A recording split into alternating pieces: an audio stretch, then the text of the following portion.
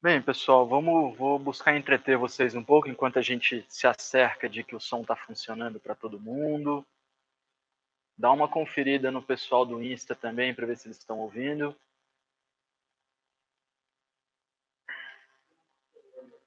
Legal. Bem, pessoal, vou falar um pouco de mim então. Enquanto a gente faz essa abertura, a gente está conferindo se está transmitindo em todas as redes. Meu nome é Edson Osório, a maioria de vocês já devem me conhecer. Eu trabalho com Ayurveda trabalho com isso há 8 anos, mais ou menos. Comecei a estudar 10 anos atrás. Fazia tratamento para hiperatividade, buscava um entendimento de quem eu era, do que eu estava fazendo aqui, o que é bom para mim, o que é ruim para mim. E dentro dessa busca, eu encontrei a psiquiatria, tratei 2 anos com psiquiatra, fiquei um tempo nesse tratamento, trabalhando como operador de bolsa, o que me deixava muito estressado.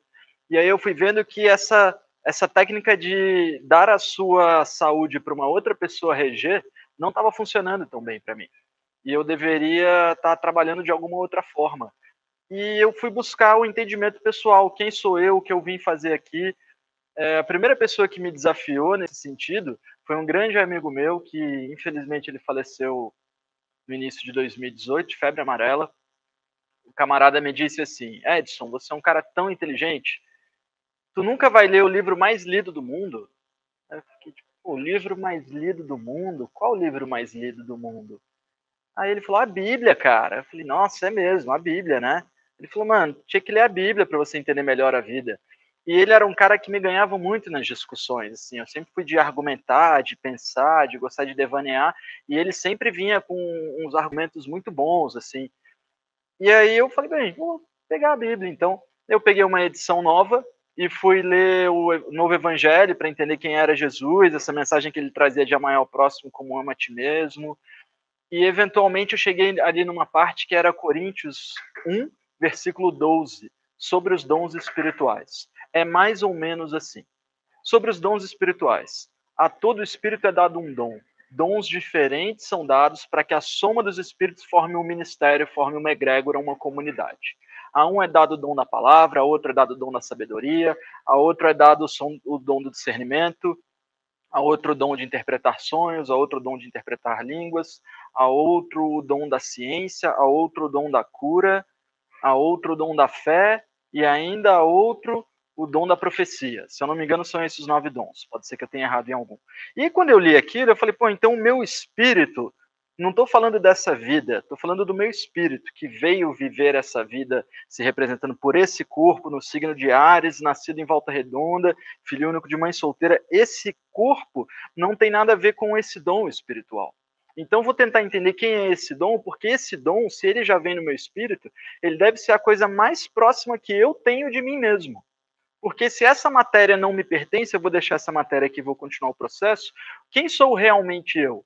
E eu entendi que a melhor forma de eu me experienciar era caminhar esse intuito espiritual e conhecer esse processo dos dons espirituais. Eu pedi nessa noite por uma oração o dom da cura e vendo esse dom, pedindo esse dom, as minhas mãos começaram a esquentar em algumas circunstâncias onde tinham pessoas passando mal. E eu comecei a impor a mão e as pessoas começaram a se sentir bem. Eu fui pesquisar sobre aquilo, ouvi falar de reiki, fui estudar um pouco de reiki e fui me aprofundando nesse estudo e fui vendo que, eventualmente, o caminho seria esse. O caminho seria entender mais sobre esse sistema de conhecimento, sobre esse sistema de cura pela imposição das mãos. Eu fui tentar ser terapeuta de reiki, fiquei um tempo nisso e, eventualmente, eu vi que eu não ganhava dinheiro, não tinha pacientes, não tinham pessoas que me procuravam, porque é uma coisa muito etérea. E as pessoas gostam de uma coisa muito física, muito racional. E aí, na busca do que seria racional, já tinha abandonado a bolsa de valores, abandonado o tratamento para hiperatividade, eu encontrei a Ayurveda, meio que por um acidente, por uma menina que eu atendi com a Ayurveda, ela apareceu um dia com teste de Ayurveda, eu atendi com Reiki, ela apareceu um dia com teste de Ayurveda, e aquele teste, assim, foi uma abertura visual para mim. Eu vi que existia o tal do dosha de Vata, e esse camarada que era muito eloquente, muito agitado, gostava de se agitar, de viajar, de fazer várias coisas, era Vata. Então, o que, que é Vata? Aí eu fui estudar Ayurveda. Quando eu tive a primeira hora de aula, o professor me via concordando com tudo, assim, maravilhado. Ele falou, você já estudou Ayurveda em outras vidas. Quem chega na minha aula já com esse intuito, com essa disposição, com esse meio caminho andado, entendendo tudo que eu estou dizendo, já estudou Ayurveda ao menos 3 vidas. Dizem que para você ensinar, você precisa estudar 3 vidas. Então eu não sei, mas que eu sei ensinar nessa vida, eu sei. Vamos lá? Tem bastante inscrito? Beleza. Tá bom. Você quer mudar essa câmera e pôr mais perto aqui? Porque eu não estou falando olhando para ela. Tá bom? Então vamos lá, galera. Então eu vou fazer o seguinte, ó. Eu preparei hoje uma aula bem interessante para gente, onde a gente vai estudar a saúde integral. Então a gente vai entender quem é o ser integral. Quem é tipo, não, o cara tá perfeito, tá magnífico. E o que acontece quando esse cara adoece? O que é esse processo de adoecimento, tá? A gente tem uma caminhada para fazer. Eu gosto muito de dar esse tipo de palestra, onde eu vou mostrar uma coisa que não é dosha ali propriamente dito, porque o que chega pra gente é dosha, né? Vata, pita, kapha, mas isso sim é 10% do Ayurveda.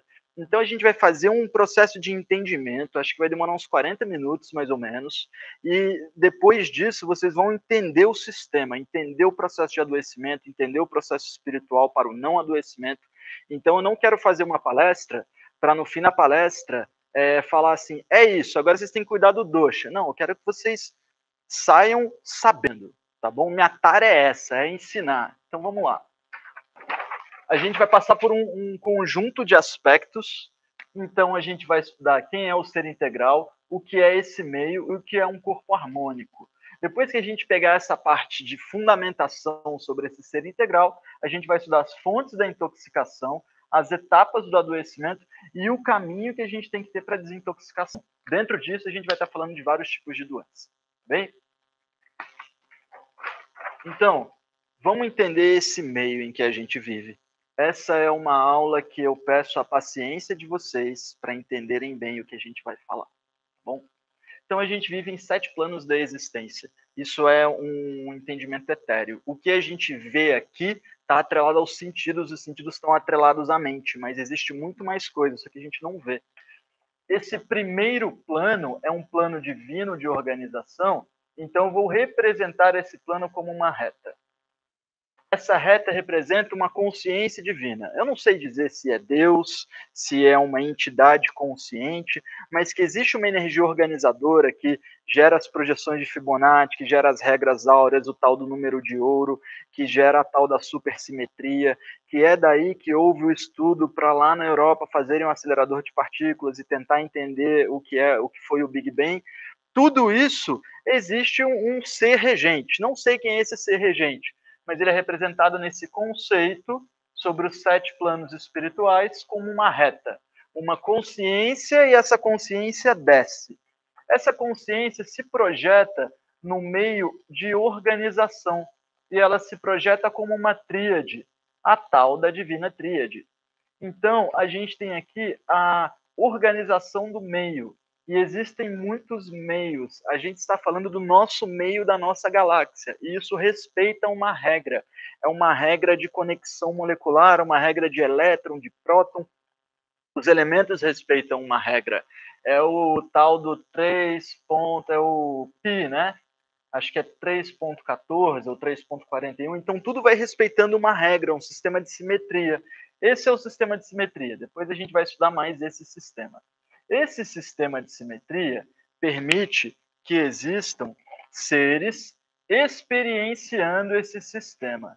Eu vou representar esse ser como um cristal que bebe do campo da organização, mas ele bebe do campo espiritual, que é o campo do Atma. Então, esse aqui é você. É o seu espírito uno e perfeito. E ele tem essa característica de corresponder ao meio, corresponder à vontade divina. Então, você vem aqui tendo que respeitar as leis desse meio, tá bom? Esse ser espiritual habita, então, o campo da organização divina e habita o campo espiritual, que é o campo do Atma.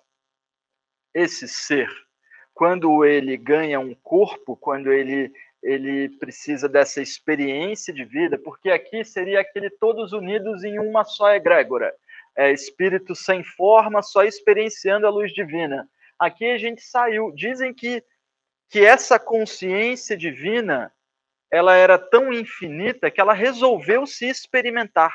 E aí ela se transformou em matéria para se experimentar e somos o resultado disso. Então, essa consciência, ela gera um campo espiritual e um campo organizacional, um campo espiritual que organiza os espíritos para que eles venham ter as experiências evolutivas deles, para que eles venham experienciar essa consciência divina. Essa consciência divina, ela gera um meio de entendimento harmônico. Esse meio de entendimento harmônico é chamado de intelecto. Então, nós somos seres de intelecto puro. Esse intelecto puro é uma projeção do seu espírito para o campo do intelecto.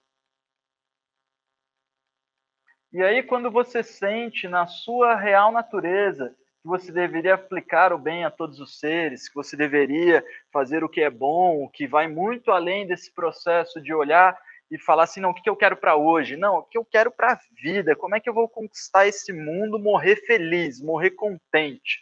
Então, está aqui no campo do intelecto. Quando você bebe do campo do intelecto, você começa a ter as experiências que te ligam a um certo discernimento. E aí você precisa entender realmente o que é certo e o que é errado. Isso não está no campo do intelecto. O intelecto é tipo, tudo muito certo. Mas quando você vai trazer isso para a parte da aplicação, você tem que entender esse intelecto. E a sua forma de reconhecer esse intelecto é uma projeção do seu espírito no campo da mente superior. E aí você projeta o seu espírito aqui. Essa união de espírito superior com o intelecto, com a mente superior, percebam que eu botei aqui uma mente superior, porque tem a mente inferior, isso é chamado de Jivatma. Jivatma é o seu espírito que continua a jornada. Então, quem continua a jornada? Quem é o Edson Espírito? É o conjunto de espírito com o intelecto com a mente superior. Se durante as minhas experiências de vida eu vou estudando coisas de mente boa e de intelecto bom, eu vou agregando mais partículas aqui. E cada vez corpos mais inteligentes a gente passa a controlar, com mais intelecto, com mais mente superior. Só que esse ser, ele não consegue ter essa experiência aqui. Para ele ter essa experiência, ele precisa vir para o campo material. Precisa estar em matéria. Então, quando a gente fala em matéria, a gente fala no básico. A gente fala numa coisa grotesca, num cubo, uma coisa rígida, dura. Vamos, então, fazer o caminho oposto. Vamos entender esse campo material. Esse campo material é como é um peso, é inércia, é o que Lavoisier dizia, nada se perde, nada se cria, tudo só vai se transformando. Então os espíritos vão encarnando na matéria, experienciando, os espíritos vão desencarnando, e essa matéria se transforma para que depois ela possa ser habitada por um outro ser tendo uma outra experiência. Então hoje nós somos o regente desse corpo, esse corpo físico aqui, material. A primeira experiência material que a gente teria seria agregar matéria, só isso. Você não tem desejo, você não tem transformação, você só agrega partícula. Então seria mais ou menos dizer que a gente vem para cá para ter a primeira experiência de Atma, Buddha e Manas, a gente vem para cá um mineral. Tipo isso, você vem para cá um mineral. Você vem tantas vidas um mineral que um dia você vai ganhando tanta pressão, tanta pressão, tanta pressão acontece, é o que dizem, né? Pressão constrói diamante, que um dia você se transforma em diamante. Esse diamante, ele é o máximo de evolução do campo material. E aí esse campo material transcende e você volta no campo de cama, no campo de prazer, no campo, vou botar uma outra palavra para gente, no campo de desejo. Esse ser que está aqui se projetando no campo de desejo, ele já é como uma planta, porque ele deseja a luz, então ele já tem uma mobilização, já tem um movimento, ele reconhece que existe uma planta fêmea ali, ele é uma planta macho, então ele já começa a se aproximar dela, a fêmea já vai soltando o cheiro, o macho já vai soltando o cheiro, as plantas já vão se conectando, já vão se entendendo, então já há um movimento de desejo da troca de coisas. Se você pegar um elemento ácido e um elemento antiácido, eles emitem vibrações de aproximação, que é a mesma vibração que você olha no oscilômetro, que é o que as pessoas usam para ver a oscilação. Se você olhar no oscilômetro, é a mesma coisa que acontece entre uma planta macho e uma planta fêmea, é a mesma coisa que acontece entre um homem que está afim de uma mulher e uma mulher que está afim de um homem. Então, o ácido e o antiácido, ele vibra nas mesmas intensidades do que os outros. Então, a gente vê que esse campo de desejo é um campo onde você deseja, como se eu dissesse que aqui é o chakra básico, é o desejo de ter estrutura. Aqui já é o chakra sexual. Não é sexo, é a troca. Aqui você já começa a ter a troca com outros seres. E aqueles outros seres vão agregando experiências. E você vai tendo tantas vezes essas trocas que você, numa próxima vida, vem com uma mente. A sua matéria projeta uma mente. E essa mente inferior, ela tem os desejos da mente. Ela tem a vontade de ficar com uma fêmea mais bonita. Ela tem a vontade de utilizar uma roupa que seja mais sedosa. Ela tem a vontade de ter perfumes que sejam harmônicos, de experimentar os paladares que sejam mais desejosos, de ouvir as músicas que mais remetem ao que seja o que essa pessoa deseja. Então, essa tríade de matéria, prazer, desejo e mente são a tríade dos campos inferiores. Tá? Essa aqui é a tríade inferior. E essa é a tríade superior. O que é o processo de vida? O que é a tal do eterno abismo? Existe um eterno abismo entre vida e morte. Você está vivo, você está morto, são coisas muito distantes. Ou você está morto ou você está vivo. Esse eterno abismo é essa ponte, que é a projeção do seu espírito saindo do campo espiritual. Teoricamente, esse espírito ele é regido pelos senhores do karma, que falam assim, olha, você que tem o karma de precisar se expressar e vai ensinar Ayurveda nessa vida, você precisa vir ariano para você não ter medo de fazer as coisas, para você vir impulsivo, cabeça dura, para dar cabeçada mesmo. Então eu vou projetar o seu espírito para nascer naquele óvulo que vai ser fecundado com aquele espermatozoide. Quando aquele óvulo é fecundado pelo aquele espermatozoide, esse espírito, teoricamente, espera 15 dias para depois descer. E aí desce esse espírito para esse corpo físico. Então, esse espírito ele fica guardado aqui dentro desse processo de vida. Quando esse processo de vida acaba, esse espírito faz uma análise de si mesmo, de como foram as experiências de vida, se ele se dedicou ao campo material, ao campo do prazer, ao campo da mente inferior, se ele se dedicou ao campo da mente inferior, ao campo do intelecto, ao campo do espírito. E aí ele se avalia, isso seria o juízo final. É você olhando para si mesmo e dizendo assim, é isso? Então mandei bem. Na próxima eu posso transcender, posso vir com mais méritos. E, teoricamente, a sua raça, local que você nasce, finanças, capitalismo, quantidade de dinheiro que sua família tem, capacidade financeira, está tudo atrelado aos méritos de vidas passadas. Tá? Então, essa seria a compreensão do meio. Esse é um meio espiritual. Quando a gente fala em dosha, a gente está falando aqui. Quando a gente fala em troca de relações, a gente está falando nesse campo. Quando a gente fala em discutir um assunto político, a gente está falando de mente inferior. Quando a gente começa a discutir esses assuntos, a gente está falando de mente superior e de intelecto. E a gente está falando de um assunto do campo espiritual. E aqui a gente já não entende tão bem assim. Mas vamos entrar no mínimo de entendimento desse campo, que é o que vai dar o brilho do espírito para o nosso entendimento. Só uma fonte, tá? Quem quiser estudar, estuda aqui. Pode pesquisar o livro Estudo sobre a Consciência. Isso aqui é um resumo dos textos da Blavatsky, da Helena Blavatsky, que é um resumo dos textos do Ayurveda, tá bom? Então, beleza. Eu separei aqui para a gente os dois planos iniciais, botei os nomes em sânscrito, para a gente entender bem. O plano Adi significa o primeiro plano, esse plano de organização, de uma criação espiritual. E o segundo plano significa Anupadaka. Anupadaka significa a organização. Então, essa organização organiza uma tríade. E essa tríade, no nosso plano, é conhecida como a divina sabedoria, a divina devoção. E aqui, percebam que está bebendo do campo do Atman, que é o terceiro campo, que é o campo do Atman, o campo do espírito, tem a divina ação. Então, no campo superior, você tem as informações da sabedoria e da devoção, mas agindo no meio, você tem a divina ação, que é a projeção da sabedoria e da devoção. Não adianta nada você saber uma coisa se você não fizer aquilo. Não adianta nada você ter uma devoção se aquela devoção não realizar uma ação. Então, você sempre joga para o campo espiritual pelo campo da ação. Beleza. Não quero entorpecer a mente de vocês com muita informação. Então, vamos sintetizar. Esse espírito que bebe do campo da tríade divina e bebe do campo espiritual, ele tem um caminho, é o caminho do espírito. Para você ficar tipo, nossa, estou bemzão, você precisa de 3 coisas: Bhakti, Karma e Gnana.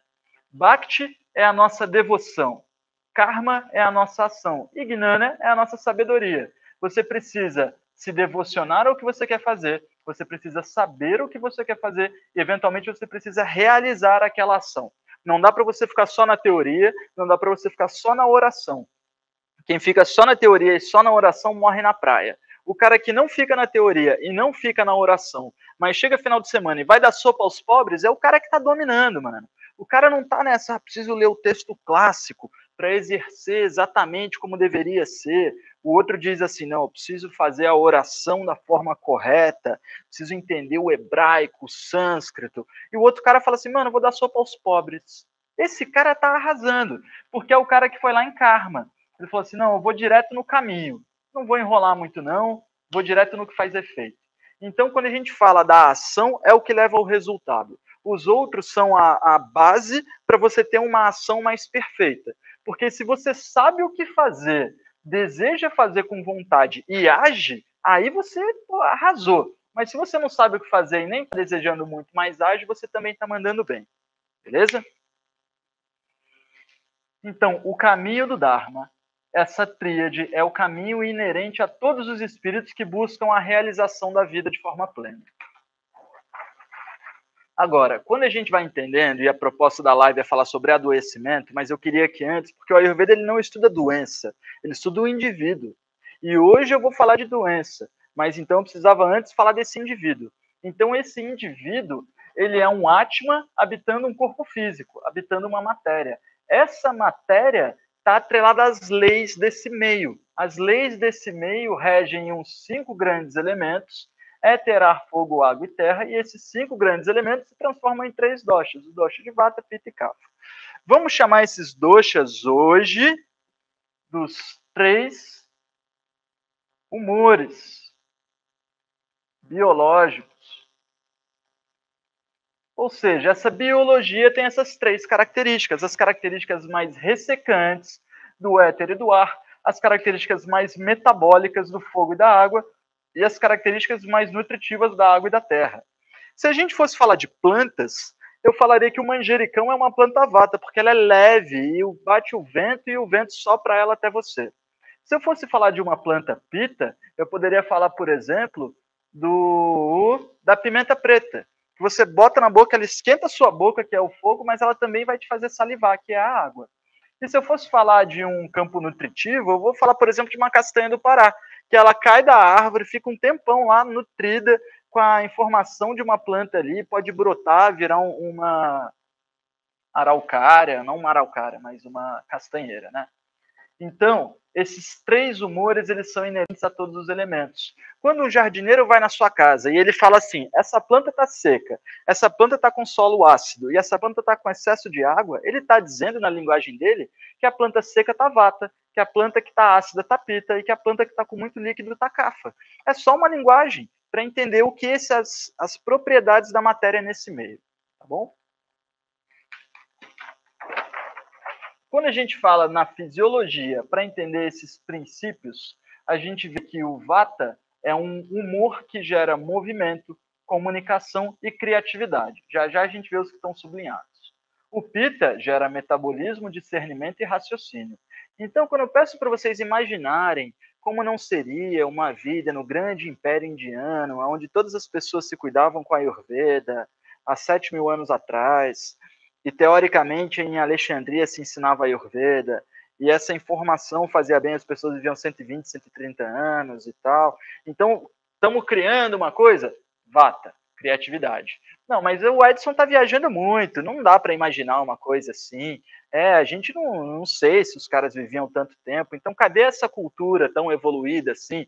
Esse é o cara pita, beleza? Agora, o camarada Cafa, ele está no campo da nutrição, da proteção e da memória. O camarada Cafa está assim, não, eu tô adorando a história que o Edson tá contando, cara. Eu gosto de história, assim, quando o cara vai contar um negócio desse. Então, cada um gera um princípio. Nós temos todos. Eu tenho criatividade, raciocínio e memória. Todos temos criatividade, raciocínio e memória. Mas eu sou bem criativo e tenho bastante raciocínio e minha memória não é tão boa. Às vezes eu esqueço sobre o que eu estou falando no momento presente. Então, cada pessoa tende a ir mais para um lado. Quando a gente vê as funções fisiológicas de Vata, Pitta e Kapha, Vata move as coisas no corpo. Então o ar está entrando, os sentidos estão entrando, os dejetos estão saindo, a minha voz está saindo, a minha circulação está se movendo, as minhas fezes estão se movendo, os alimentos estão se movendo no intestino delgado para serem digeridos no fígado e sintetizar tecido. Tudo isso é num sistema de movimento chamado esrotas. Esrotas são canais de comunicação. Então, quando eu falo assim, sistema circulatório é um esrota, sistema excretor é outro esrota, sistema digestivo é outro esrota. É por onde as coisas se movem no corpo, são derivadas do dosha de vata. O metabolismo, tanto físico, que está fazendo vocês digerirem todos os alimentos que vocês comeram hoje, porque se você não digere, você vai estar dormindo nessa hora entorpecido pelo que você não está digerindo, e o raciocínio mental, para entender tudo que eu estou dizendo, estão aqui no campo, então, do raciocínio. Beleza?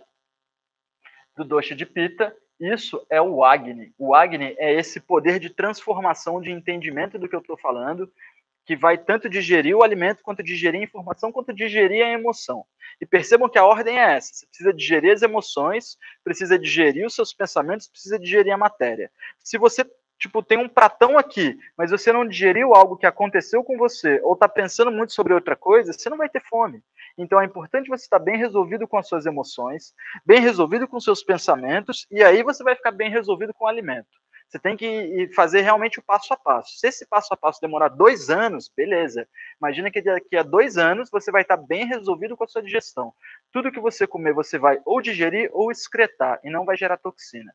Então isso é o ideal para o Ayurveda, um sistema onde o Vata gere criatividade, gere uma energia etérea de prana.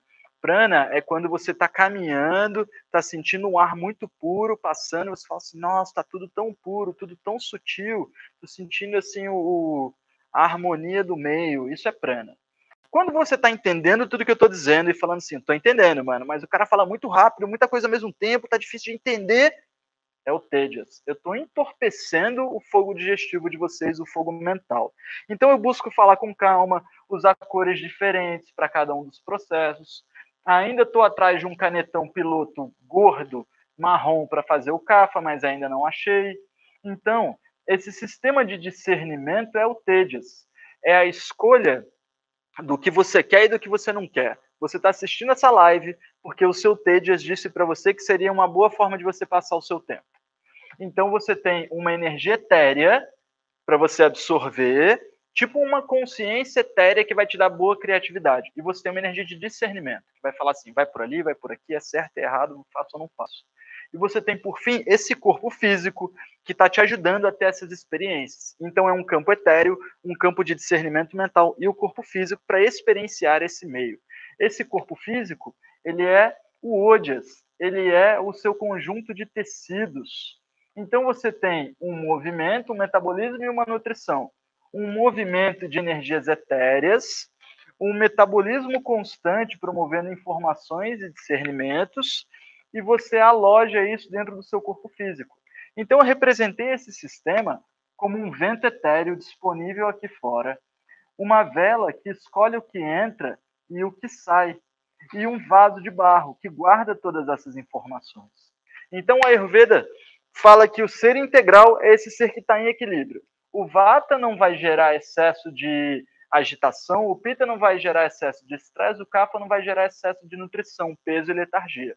Então, o perfeito é isso, beleza? O que é esse ser perfeito? Esse ser físico perfeito, ele é constituído de 7 tecidos que são base para o corpo humano. Você ingere um alimento. Vou passar rápido por essa parte, porque eu já fiz bastante live disso, tá bom? Você ingere um alimento. Esse alimento é digerido pelo seu fogo digestivo e o que é bem digerido vai virar plasma. Esse plasma vai ganhar hemoglobina e vai virar sangue. As proteínas do sangue vão se agregar fazendo os músculos. Quando essas proteínas se agregarem, o tecido gorduroso vai decantar fazendo as gorduras. Quando as gorduras se juntarem, o que era de mineral naquilo decanta fazendo os ossos. O que era muito rico desse minério vai decantar dentro dos ossos, vai fazer as medulas dentro do tecido, que é o tecido nervoso. E uma boa quantidade de hormônios vai gerar um bom esmegma, uma boa lubrificação, um bom espermatozoide, que é um bom tecido reprodutivo. A síntese desses 7 tecidos forma ódias, que é esse corpo físico. O ódias mesmo, ele é tipo telômero. Telômero é o tempo de vida de uma célula. Ele diz o quanto que você tem de energia. Ódias é vitalidade, vigor, memória e imunidade.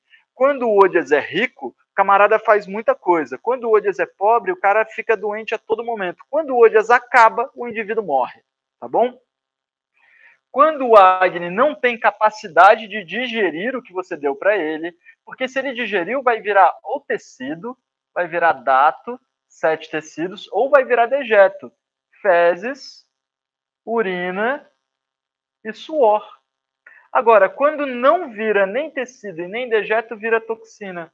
AMA, biotoxina, toxina de vata, toxina de pita, toxina de kapha. Quais são as toxinas de vata, de pita e de kapha?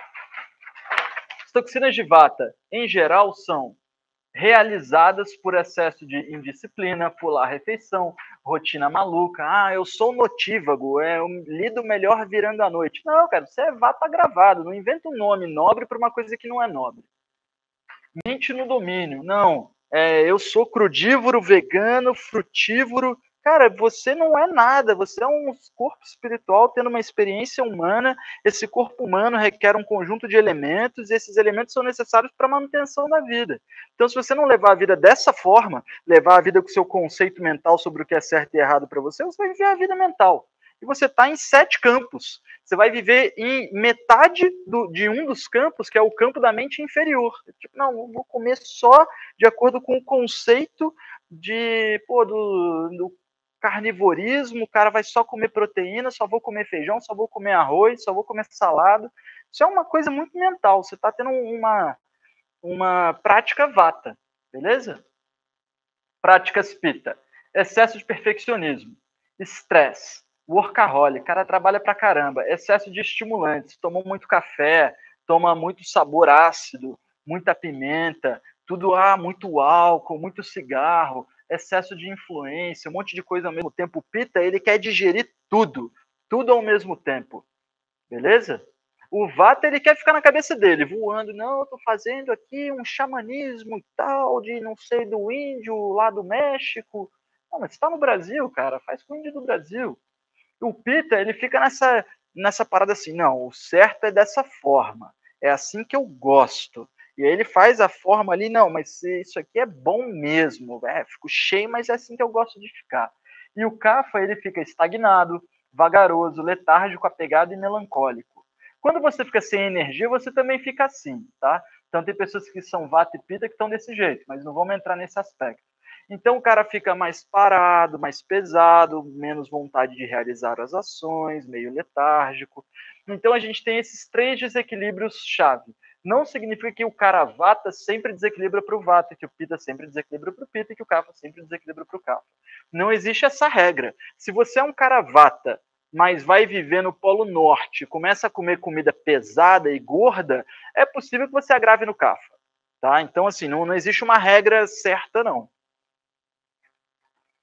O que acontece é que as principais fontes de adoecimento são descritas como a mente, o que você pensa, o que você come, o que você faz e com quem você anda. Então, as 4 fontes do adoecimento: você está pensando besteira e está comendo o melhor prato do mundo, não adianta. Você vai produzir umas enzimas porcaria e não vai digerir bem. Você está comendo o pior prato do mundo, mas está feliz pra caramba no melhor dia, fez a melhor live, tu vai digerir benzão. Porque você vai produzir um monte de enzima alegre, feliz, não vai gerar intoxicação. Você está comendo o melhor prato do dia num horário errado, não tem problema. Ainda assim você está fazendo bem. Agora, você está meio-dia, melhor horário para comer meio-dia, comendo um prato de salada, cara, que não tem nada a ver. Meio-dia, assim, caravata no inverno de São Paulo, no inverno do Sul, pegando frio, seco, vai comer salada que é fria e seca. Então, a sua alimentação pode ser na hora certa, mas se o alimento for errado, na hora certa não adianta. Agora, você segue uma rotina direitinho. Vira e mexe, você tá andando com os camaradas errados.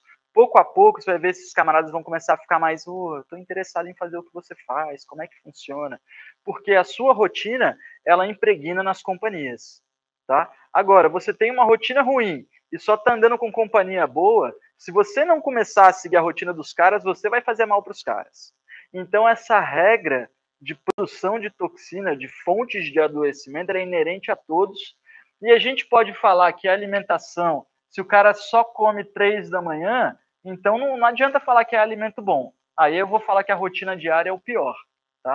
Que é a alimentação. Ou seja, não adianta você também querer ficar super radical e falar assim, não, eu sou notívago e só como bem. Não, vai ficar zoado se a sua rotina diária for muito ruim, vai ficar zoado, não tem como. Beleza? Essas fontes de adoecimento, o que elas fazem são acumular características. As características de Vata, Pitta e Kapha, como a gente viu no slide anterior. 2 slides para trás. Quando essas características vão sendo acumuladas, você vai gerando um processo de adoecimento. E esse processo de adoecimento, de acordo com a Ayurveda, ele é feito em 6 etapas. As 6 etapas são: você começa a acumular toxina. Então, vamos dizer que você vive uma vida agitada e quando você chega em casa, você está agitado. Isso é um acúmulo. Você está ali agitando a sua vida, está acumulando. Você acumulou tantas vezes essa agitação que agora você não precisa mais necessariamente ter um dia agitado. Você já é uma pessoa agitada. Aquilo já está intensificado na sua cabeça, intensificado nos seus olhos, intensificado na sua visão do mundo. Você já olha para si mesmo e fala assim: eu sou um cara agitado. Quando dá 3 e pouca da manhã, eu acordo e escuto o passarinho e fico nervoso com aquilo, e você já diz aquilo para si mesmo e aquilo já vai se projetando em você. Então, geralmente o Vata acumula ansiedade e gases. O Pitta acumula estresse e acidez geral pelo corpo, e o Kapha acumula letargia e peso. Esse camarada vai acumulando tanto tempo aquilo, que aquele processo de acúmulo, ele não consegue mais só ficar naquilo, ele transcende para o processo de agravamento. O processo de agravamento, ele já vai fazer o Vata gerar o segundo processo do Vata. Ele já começa a ter tremor, dores, principalmente dores articulares, dores nas extremidades, já começa a ter aquela dilatação mais constante na barriga dos gases. O Pitta agravado, ao invés de ele ter só acidez, ele já vai tendo queimação.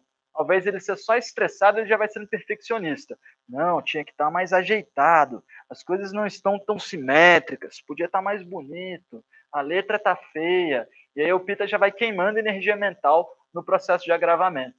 E o Kapha, eu coloquei aqui um acúmulo de ama, que é assim, ele já começa a acumular tecido mesmo, já começa a acumular um excesso, um pouco de matéria no corpo dele. O Vata ele fica leve demais, o Pitta fica quente demais e o Kapha fica pesado demais. São as propriedades que tendem a se agitar.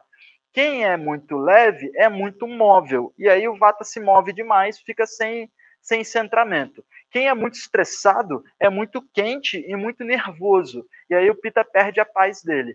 E quem é muito pesado fica muito letárgico, e aí o Kapha não faz nada. Então, cada dosha agrava, e o agravamento, o acúmulo e o agravamento, já é a porta de entrada mesmo para você adoecer nesse dosha, nesse caminho de adoecimento. Esse agravamento, ele precisa acontecer no próximo processo, que é o transbordamento. Aquele conjunto de aspectos do estômago, do intestino, da mente, ele não consegue ficar ali sempre ali, daquele jeito, daquela forma. Então ele transcende para a próxima forma, ele começa a transbordar pelos tecidos. E aí ele vai encontrando, ele vai transbordando pelo seu corpo. E aí ele começa a procurar os tecidos que são mais enfraquecidos. No Vata vai ser a mente, no Pitta vai ser o sangue, no Kapha vai ser o tecido gorduroso. Então, ele vai transbordando essas toxinas vão transbordando e vão encontrando o órgão sede. Então, os órgãos que mais guardam gases vão ficar cheios de gases. O Vata vai ficar com problema de intestino, com problema de osso, com problema da mente. Os órgãos que guardam acidez e calor vão ficar intoxicados. O Pitta vai ter o fígado, o baço, o intestino delgado, os olhos, o sangue. E o Kapha vai ter o estômago, vai ter o pulmão, vai ter as articulações, o líquido sinovial. Então, cada um vai agravando. Quando isso transborda e fica muito tempo transbordando ali nos órgãos, isso entra nos tecidos. Aí começa a virar plasma mesmo, começa a virar sangue. E aí, quando isso está ali entrando no tecido, o que acontece com os seus tecidos é que eles encontram no quinto estágio um conjunto de coisas. O seu tecido encontra esse conjunto de matéria. Desculpa. Esse tecido encontra esse conjunto de matérias, de dejetos, de poluição e encontra o dosha. Então, quando você tem dosha, é a soma de um tecido, geralmente um tecido que é enfraquecido pela natureza dele, então o vata vai ser a mente, o pitta vai ser o sangue. Esse tecido está intoxicado por dejetos que não foram bem eliminados e pelas características de Vata, Pitta e Kapha. Está muito frio, está muito ácido, está muito mucoso. Quando esse tecido encontra essas três características, a gente tem uma manifestação da doença. E aí a gente pode ter, por exemplo, uma enxaqueca crônica, uma diabetes, um lúpus, uma psoríase, uma esclerose múltipla, a gente pode ter uma doença de Crohn. Aí você vai tendo a manifestação propriamente dita da doença, mas essa doença ela teve uma origem num acúmulo de energias mentais, de energias alimentares, de más influências. Então, esse conjunto, quando a gente fala assim que a doença é autoimune, o Ayurveda fala assim, não, uma doença autoimune significa que ela fez um processo de enraizamento forte. Então, você não tira isso da noite para o dia. Só que a Ayurveda defende que essas doenças autoimunes elas têm controle, elas têm solução. Mas é uma questão de você fazer o processo. Dusha é como um amálgamo. O que é o amálgamo? O amálgamo é aquela resina dos dentistas que eles juntam duas coisas numa só e aquilo fica rígido. Então, essa rigidez desse amálgamo é como um durepox. É uma coisa que fica rígida e difícil de tirar, ou seja, uma doença manifestada. E aí a gente vê uma série de problemas. Então, o caminho é digerir a toxina que está no dato, aumentar as excreções e diminuir as influências ruins dos doshas. É trabalhoso, mas a gente está falando em saúde e cada um tem que se responsabilizar pela própria saúde. Senão a gente não vai chegar num meio, não vai chegar num processo de encontro com esse ser espiritual, porque o objetivo não é ficar saudável, é exercer a função espiritual nessa vida, mas só se exerce a função espiritual nessa vida se você está saudável, tá bom? Entendemos as etapas do adoecimento para qualquer um dos doshas. Como essas etapas acontecem? As fontes desse adoecimento de forma etérea são escolhas negligentes. Você sabe que aquilo não é bom para você tomar uma cerveja 10 da noite num dia frio, mas você vai tomar uma cerveja 10 da noite num dia frio. Você sabe que você acorda enjoado, você sabe que você vai dormir mal, você sabe que você não devia comer churrasco pra caramba e depois dormir, que você vai gerar toxina, vai passar 3 dias pesado durante a semana, vai ter 2 gripes durante o ano, vai ter uma virose todo final do verão, todo início do verão. Então, essas escolhas negligentes, as quais a gente sabe lá no fundo, porque todo mundo tem mente superior, intelecto, todo mundo tem buddhi, todo mundo tem humana superior, então a gente sabe o que é certo e o que é errado. Desprezo com sentidos. Você percebe que aquele som te irrita, mas como não está irritando as outras pessoas, você vai aturar. Você sabe que aquela roupa ela não é confortável para sua pele, mas já que ela é bonita, então você fica no conceito mental de utilizar aquilo. Então, desprezo com sentidos. Você sabe que você devia ter saído daquele lugar, aquele lugar não está te fazendo bem, mas você não, tudo bem, isso é bobeira minha e tal, é comum, tá todo mundo aqui. Então, é um desprezo com o meio. Como é, eu falo muito isso, como é normal, isso aqui não é um V, não, tá? Só um check. Como é normal estar adoecido, então todo mundo adoece. Então, não, beleza, vamos todo mundo tomar cerveja à noite antes de dormir, comer carne, dormir, e amanhã a gente toma um café para aguentar trabalhar, porque não aguenta trabalhar se não tomar um café para acordar, porque é muita toxina no corpo. E viver fora do ritmo natural. Então a gente vê lá que os animais, eles ficam vivendo, primavera vive de um jeito, verão vive de outro, outono vive de outro, inverno vive de outro. Aí no Natal, a gente quer comer comida do inverno europeu. No verão, a gente quer ficar inventando moda e tomando cerveja, comendo frutos do mar na praia. É tudo errado, tá? Ninguém olha para o que é certo e errado. A gente só fica fazendo esse processo geral de adoecimento. Assim, todo mundo fica adoecendo, todo mundo fica ficando doente, todo mundo tem plano de saúde, ninguém está afim de se responsabilizar pela própria dieta, pelas próprias rotinas, pela própria alimentação. Então a gente fica vivendo nessa normalidade do que é errado. E tem que se aproximar do ritmo dos pássaros. O pássaro acorda na hora que o sol nasce, vai dormir na hora que o sol se põe, come só o que é adequado para ele. Na primavera e verão ele canta cedo para acasalar com a fêmea mais bonita. Então ele vive o ritmo natural da vida dele. A gente é que se desconectou. Por quê? Por causa do tal do livre-arbítrio. Livre-arbítrio é aquele barato assim, ó. Deus muito sádico falou assim, ó, já que vocês são tão espertos assim, eu vou dar a vocês o poder de se desconectar. Eu, ao invés de ficar dizendo para vocês o que é certo e errado, eu vou deixar vocês aprenderem o que é certo e errado. Então a gente não nasce com um sistema igual ao do passarinho, que sabe todas as coisas. A gente não nasce como a maioria dos animais que é semi-independente da mãe. A gente é o ser mais dependente de uma mãe que existe, porque a gente tem que aprender todo esse processo por causa desse livre-arbítrio da mente. Ou seja, as influências que você põe na sua mente condizem com o que você aspira para você. Por isso aquele campo que eu mostrei para a gente lá atrás, ele é muito importante de entender, porque quem continua o processo de vida é esse ser espiritual superior, e não esse ser inferior. Então, quando a gente dá atenção para as influências desse ser inferior, a gente morre na praia. A gente tem que dar atenção para as influências do ser superior, porque as doenças estão aqui, e a solução para as doenças estão aqui. Se você se atrelar à matéria, você vai decair como a matéria. Você tem que se atrelar ao espírito. Beleza? Então, essas são as fontes tradicionais de adoecimento. Agora, o que é a fonte para a solução, né? Então, os caminhos para a desintoxicação são as três grandes máximas. A gente precisa de um espírito que esteja conectado com esse meio, de uma mente que esteja conectada com esse meio. Com o Bhavana, o conceito de unidade, o conceito de espírito, de Atma. Você tem que ter o conceito de que você é um espírito, esse espírito continua a jornada, e isso vai tanto fazer você não ficar dando mole com você, quanto vai te ligar num bem comum a todos os seres. Porque se isso é uma jornada e você é um espírito, não adianta você fazer mal para o cara hoje. Eventualmente você vai colher esse mal. E se você fizer bem para o cara hoje, eventualmente no processo de vidas você vai colher o bem. Então você tem que se atrelar ao Bhavana, ao conceito de unidade. Você tem que se atrelar ao karma. Mas vamos falar de dhyana antes. Dhyana pode ser também meditação, estado de presença. Só que aí falam o seguinte, que você deve meditar até o ponto que você alcance o estado meditativo. Então você tem que ficar meditando para você todo dia encontrar a resposta todas. Não, tem que meditar 1 hora por dia, seguir essa técnica, só assim eu vou conseguir me iluminar. Primeiro que você está em carne. Então, assim, se iluminar significa que você vai ter luz de todos os lados. Se você está em carne, não dá para ter luz de todos os lados. Sempre tem uma sombra em algum lugar. Então não tem como, ó, sempre tem sombra.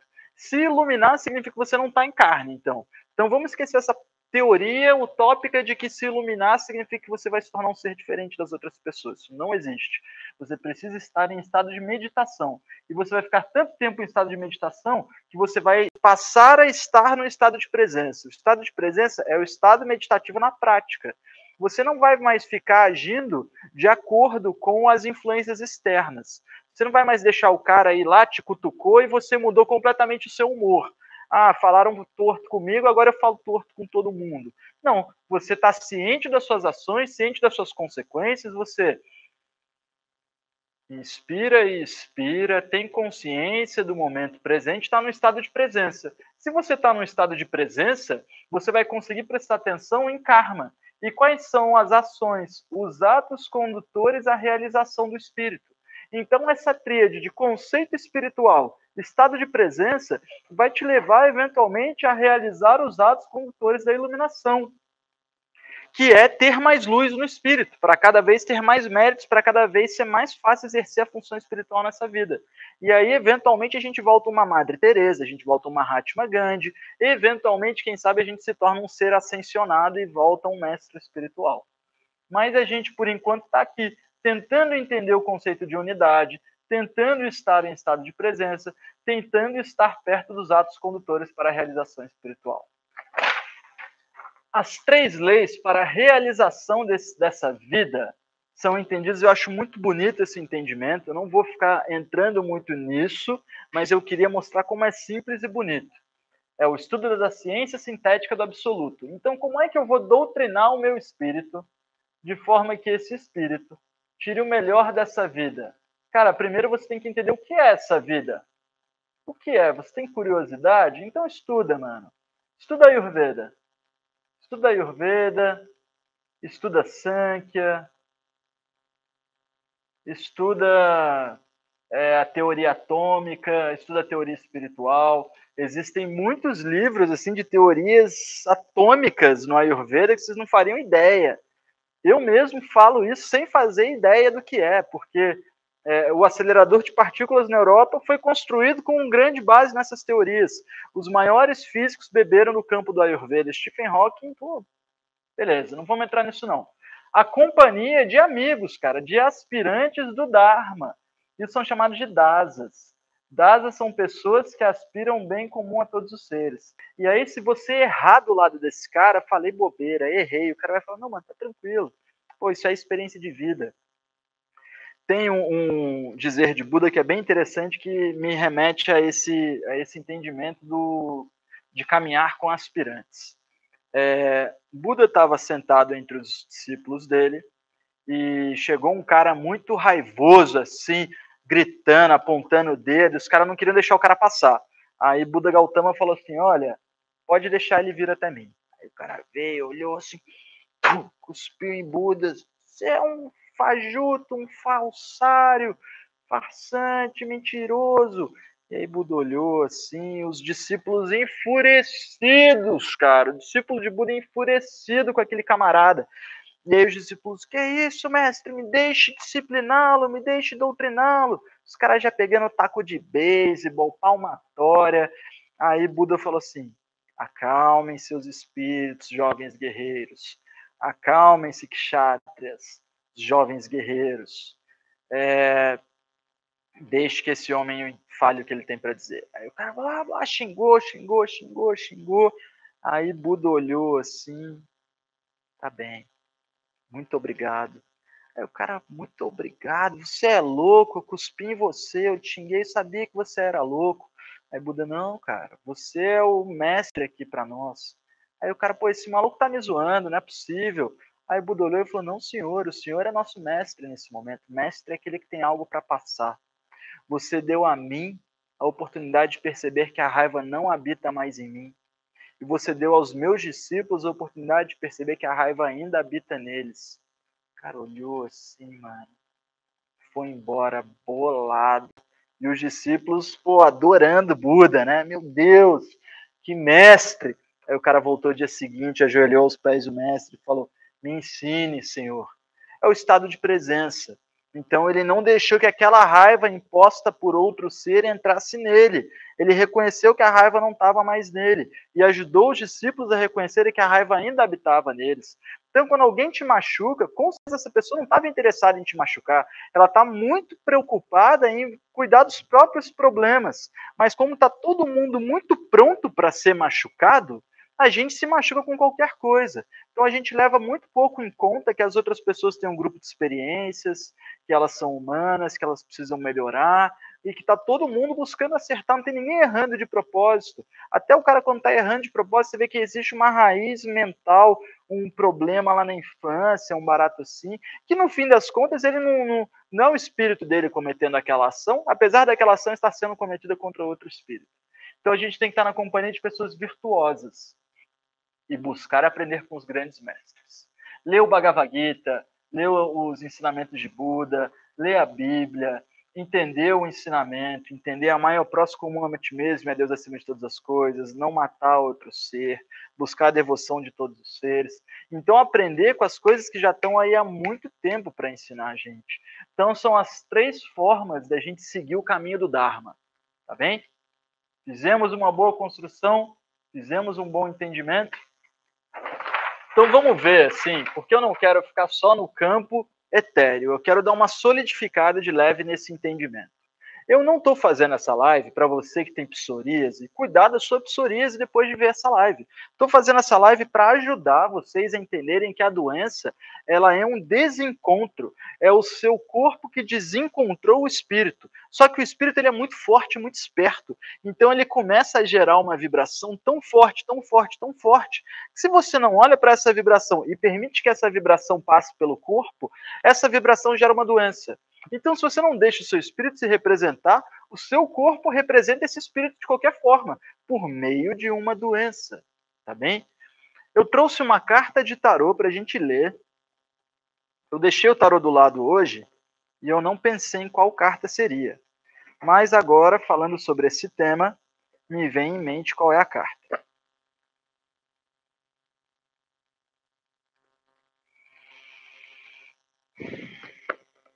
Beleza. A carta se chama Sofrimento. Eu vou mostrar ela para vocês. Primeiro para a galera do Insta, depois para a galera do Face e do YouTube. Tá bom? Tem um camarada chorando na carta, muito triste. É uma carta da mente. Sofrimento. Essa dor que o aflige não deve deixá-lo triste. Lembre-se disso.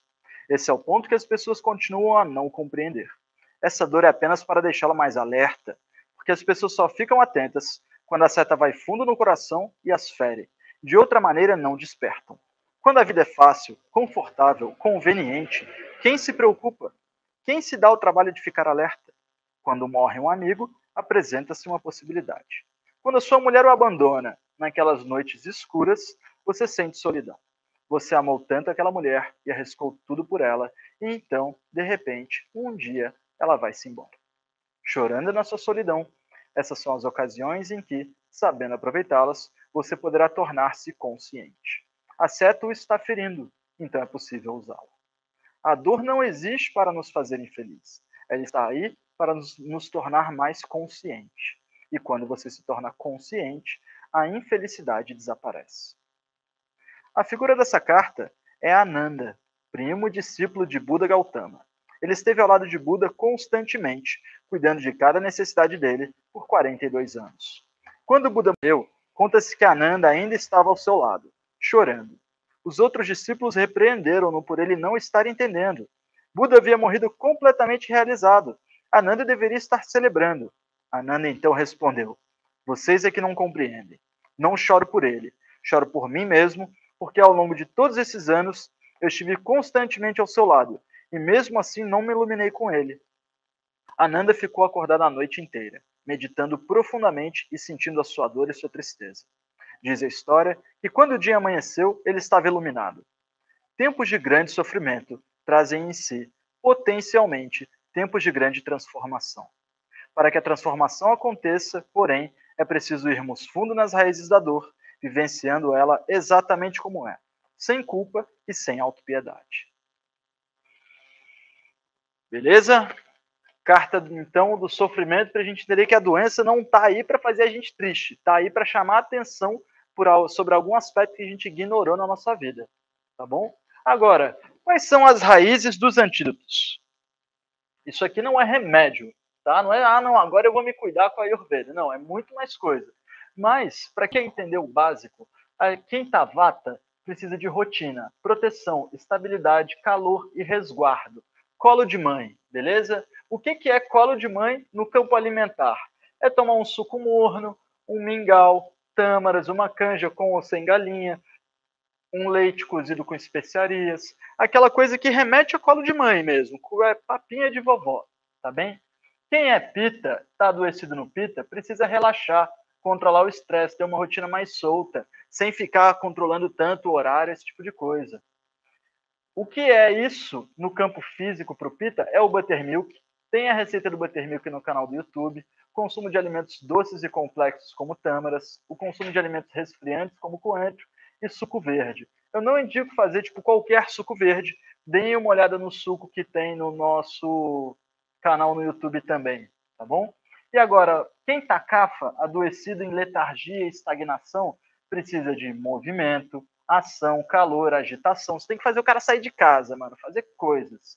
E isso, fisicamente, é panaceia, gengibre, limão, açúcar mascavo e sal do Himalaia, o uso de especiarias, pimentas, alimentos termogênicos, e pular a refeição de vez em quando. Jejum gera leveza, manter o corpo mais leve um pouco, mais solto um pouco, tá bem? Entendemos a raiz do adoecimento, entendemos quem é esse ser espiritual, por que esse ser adoece, quais são. Então o camarada não adoece porque comeu errado. O cara adoece porque ele acreditou na cabeça dele que comer aquilo não ia gerar consequências. Então é sempre um problema mental. Pode ser um problema espiritual, mas esse problema espiritual ele só vai acontecer se você não der importância para isso. Ah, não, eu tenho um problema espiritual e eu não dou importância para isso. Eu não rezo antes de dormir, eu não acredito que eu sou um espírito maneiro pra caramba, eu vou vencer tudo nessa vida. Não acredito que eu vou ter família, que eu vou vencer. Cara, isso aí é a fonte do adoecimento. A pessoa chegar aos 35 anos de idade, tendo seguido uma fórmula de felicidade que inclui casar, ter trabalho, ter casa, ter comida e ter carro, é batata para encontrar um camarada desse infeliz me buscando para a gente fazer uma consulta para ele entender que na verdade ele só tem que respeitar as vontades interiores de evolução espiritual. Então você vê assim que o processo de adoecimento, ele não é porque o cara comeu tal coisa, não é porque vive na Bahia e come pimenta que o cara adoece no doce de pita.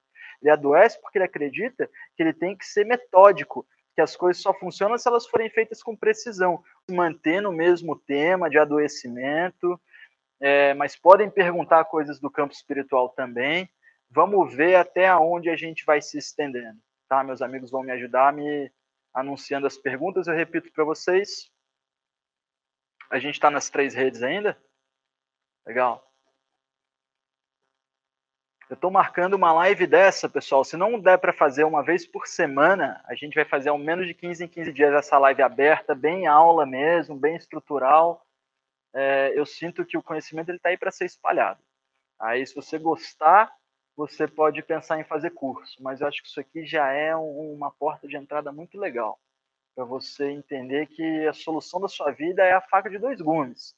E a faca de 2 gumes é o conhecimento. Você aprende, ganha discernimento, agora você vai ver, cara, faço algumas coisas erradas, então você vai ter que seguir esse processo. Perguntas, meus amigos? Nenhuma ainda? Meu público pergunta tanto, logo agora vocês não vão perguntar? Travou em qual? Tá, então deve ter sido lá mesmo. Acho que daqui está funcionando tudo bem, a gente está com a fibra ótica.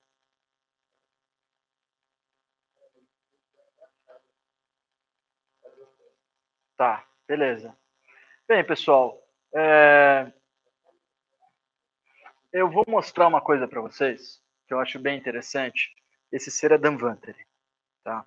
Dhanvantari é a imagem a representação de Deus como médico, por assim dizer. Então, o Deus médico, ele tem 4 grandes aspectos para a gente destacar, que estão aqui nas 4 mãos que ele segura.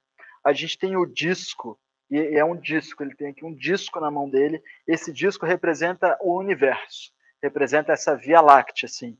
Então, esse plano galáctico, que é uma panqueca, representado aqui pelo disco, sempre em expansão.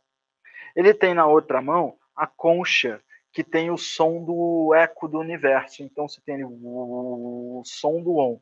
Então, um representa o conhecimento do universo, o resultado da criação, que é esse resultado final do Big Bang gerando esse eco eterno. Ele tem aqui a pedra filosofal, detendo o conhecimento sobre a mente, entendendo como a mente funciona, como a psique funciona, como o campo etéreo funciona. E ele, por último, tem aqui o pote de ambarina, que contém todas as informações da vida, o néctar da vida. Então, teoricamente, o terapeuta de Ayurveda aprende esses 4 grandes aspectos sobre a expansão universal, o eco presente em todas as coisas, o vazio, a caixa, as características mentais e dos campos etéreos e as características da vida do campo do âmbar. Então, acho muito bonita essa deidade de Dhanvantari, esse mestre que é Dhanvantari, trazendo essas informações para a gente. Tá bom? Enquanto vocês mandam as perguntas, eu vou fazer o anúncio das próximas lives. A próxima live aberta para gente, eu montei uma live bem legal. Eu acho que um monte de gente vai fazer retiro de carnaval, vai para o yoga, mas tem uma galera que vai enfiar o pé na jaca, tem aquela galera que começa a beber cerveja às 8 da manhã e vai para o bloquinho. Então, montei para quinta-feira pós-carnaval uma live para a gente fazer rotinas para desintoxicação, tá bem? Então, é uma live só para a gente falar sobre o que você vai fazer agora que você enfiou o pé na jaca durante o carnaval. Se você não enfiou o pé na jaca durante o carnaval, isso ainda é válido para você. Porque quem não quer aprender a se desintoxicar? Então vai ser uma live bem legal. Eu vou dar um monte de receita. Se der, a gente faz alguma receitinha aqui, monta uma panaceia, faz um suco matinal, apesar de serem 8 da noite que a gente vai fazer o encontro, tá bom? Para quem é do curso online e manda sempre uma pergunta, quando é a próxima live? Dentro do programa do curso, tem lá, próxima live, tem um bannerzinho dentro do curso de culinária. Tem lá, a gente sempre manda para vocês. Mas a próxima live é na terça-feira que vem, 8 da noite, para a gente fazer perguntas e respostas. A gente está atualizando o site, vai ter mais informações lá, tá bom? Quem está pedindo informações sobre o curso de culinária, o carrinho vai estar aberto a partir de amanhã. Mas eu não vou entrar muito nesse aspecto, eu quero mais abrir perguntas e respostas para vocês mesmo, tá bom? Vamos lá, Instagram. Sugestões para tomar o buttermilk. É interessante que você que está fazendo o buttermilk não utilize frutas ácidas, porque a gente está falando o que é o buttermilk. É o soro extraído do leite, vocês pegam um leite gordo, integral, de boa procedência, espreme o limão e aí o leite vai talhar. Tem a receita do buttermilk no nosso canal. Eu indico frutas desintoxicantes. Como o buttermilk não tem lactose, mas ele ainda é um produto do leite, não é interessante tomar gelado, porque o leite é pesado. Então, você não devia tomar alguma coisa pesada e gelada. O pesado tem que ser quente. Então, primeiro, tome sempre o buttermilk morno. Para você melhorar a absorção, sempre uma pitadinha de sal do Himalaia. As frutas que eu prefiro, que eu acho bem desintoxicantes, uva, de preferência uva orgânica, que uva costuma ter muito agrotóxico, maçã, pera, manga também é gostoso, mas para pita já não é tão bom assim. A manga madura, ela fermenta na digestão. Então, acho que o ideal para o buttermilk antitoxina, falando em processo de desintoxicação, é uva, maçã e pera. O buttermilk nutritivo pode ter tâmara, tá bom? Já pode ter semente de girassol e semente de abóbora, que já é um pouquinho mais pesado, tá bem? Buttermilk batido com o tônico da Sankhya fica maravilhoso, tá? Perguntas?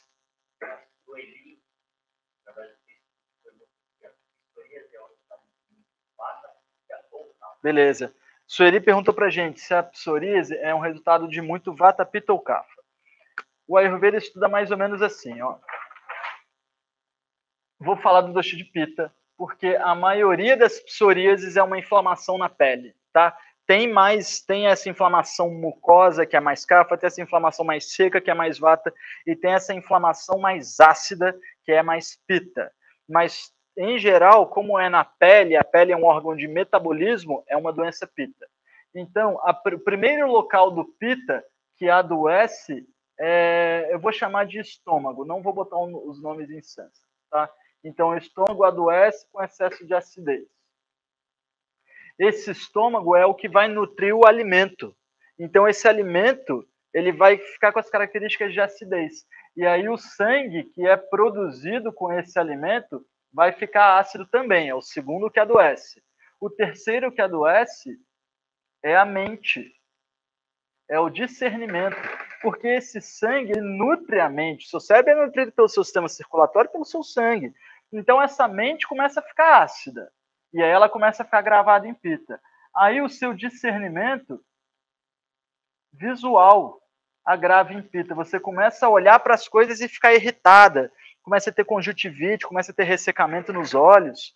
Quando o seu estômago está doente de pita, o seu sangue está doente de pita, a sua mente está doente de pita, o seu discernimento visual está doente de pita, o pita encontra o último local de adoecimento, que é a pele.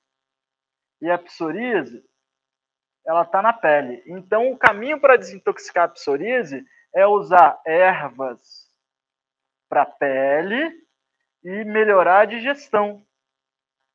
E entender, porque toda doença autoimune ela tem um gatilho. Então, entender qual foi o gatilho. Ah, não, o gatilho foi o dia que meu gato morreu. Beleza, então a gente tem que entender isso. E aí a gente vai usar as ervas, tratamento externo e tratamento interno. É pela pele e pela boca, tá bem? Então, é uma doença de pele que tem a raiz geralmente na acidez acumulada no estômago. Esse estômago gera tecido sanguíneo, alimenta a mente, alimenta o discernimento visual. Depois não existe mais órgão para alojar esse pita. Tem tanto pita no sistema que agora tem que ir para a pele.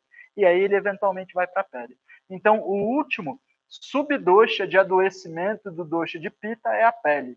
Beleza? Insta.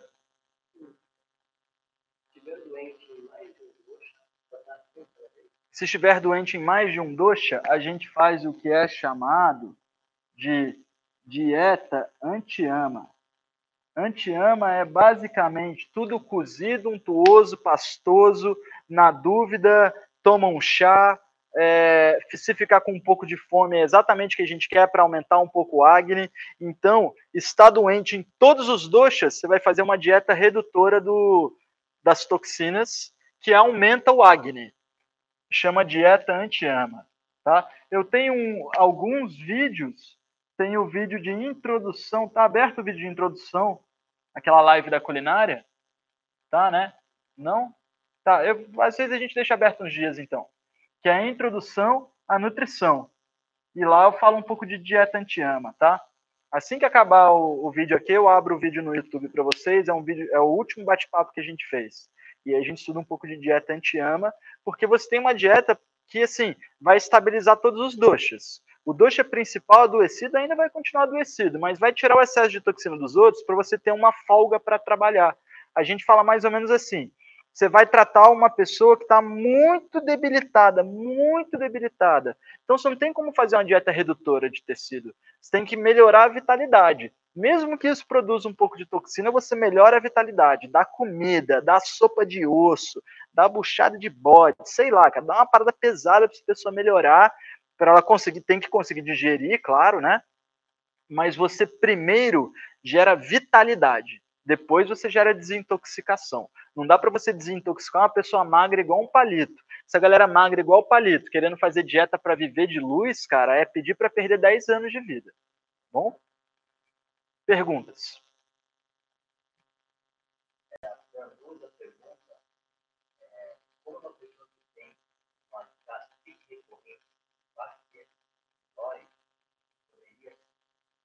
Beleza. Pergunta da Danusa, né? Sobre uma bactéria recorrente no estômago, sobre H. pylori, como a gente consegue a cura. E uma gastrite recorrente, né? Então a gente está falando aqui de gastrite. Eu tenho um vídeo que é o perda aguda de tecidos. Está no canal do YouTube. Aí aqui eu falo muito sobre o bom vata, o bom pita e o bom kapha na digestão. O bom vata na digestão gera espaço vazio. Então você vai lá, tem aqui mais magro, consegue excretar todos os dejetos todos os dias, come porque tem espaço vazio, tem uma força muito boa aqui, então o seu vata da digestão tá bom. Você produz uma acidez legal, você tem fome, você digere os alimentos, o pita tá bom. Você produz uma boa mucosa que protege o seu estômago, que reveste o alimento e que, no fim das contas, protege o seu estômago da própria acidez que ele gera, você tem um bom kapha. Se o pita aumenta muito, ele vai digerir o bom muco. Então, a primeira indicação que eu passo para quem tem uma gastrite é aumentar a ingestão de antipita que seja incrementador de cafa. Ou seja, alguma coisa doce e antiácida. A gente pode usar aqui tâmaras.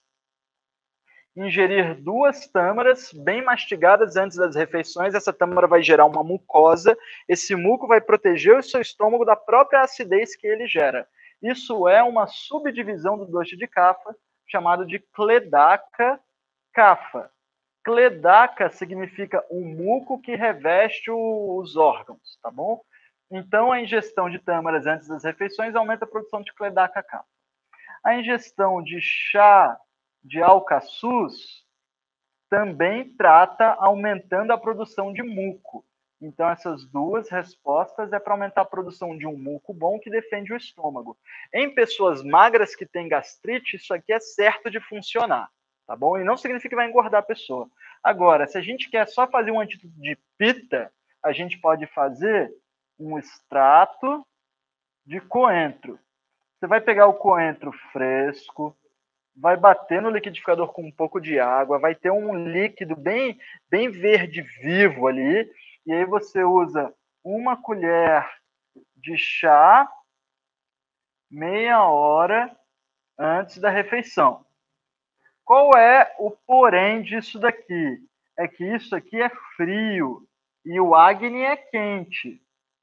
Então, se você usar muito, você vai apagar o Agni. Mas se o seu pita está em excesso, você está com excesso de Agni. Então, você pode usar o frio do coentro, tá bom? Tem que ver, existe cura, mas tem que entender qual é a origem. Tá? Meu estômago está seco, então vai ter muito pita. Tá muito vata e muito pita, tem que aumentar o cafa. Tá? Em um meio harmônico, não vive ser desarmônico.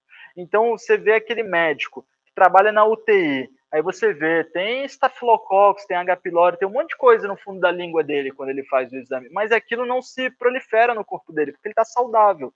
Então, se você ficar saudável, você não vai ter esse problema de gastrite. Mas saudável é um grande processo, que para a maioria das pessoas eu vejo que é tipo 1 a 2 anos de compreensão sobre o que é bom para você e de proximidade com a dieta adequada. Tá bom?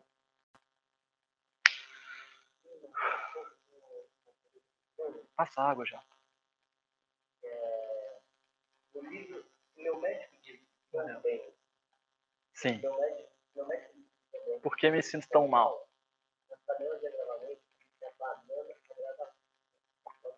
Certo. Então, legal a pergunta do camarada. Eu indiquei um livro na outra live. Se meu médico me disse que estou tão bem, por que me sinto tão mal? É um livro meio difícil de encontrar, não tem mais, vocês encontram na estante virtual. Vou repetir o nome para quem quiser pegar. É tipo assim, é um livrão de diagnóstico ayurvédico, mas não tem o nome Ayurveda no livro, tá? Se meu médico me disse que estou tão bem, por que me sinto tão mal?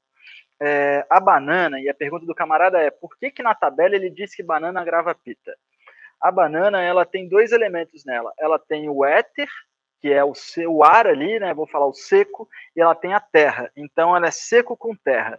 Se você come uma banana madura, ela tá doce, untuosa e vai lubrificar a sua digestão.